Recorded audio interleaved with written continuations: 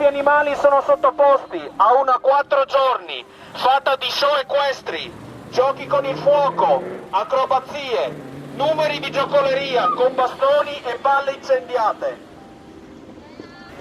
Cavalli assoggettati all'uomo, spronati a correre, a volteggiare su se stessi, a camminare all'indietro. E vitelli, quindi cuccioli, spinti da un capo all'altro dell'arena in preda alla paura. A quale fine andranno incontro i 40 vitelli del Country Christmas quando i riflettori saranno spenti?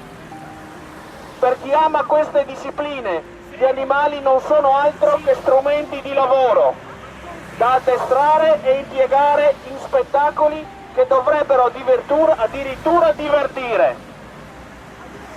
Fintanto che esisteranno reining, ranch roping, pony show e altri spettacoli del genere, noi saremo sempre contrari al country, anche a Natale.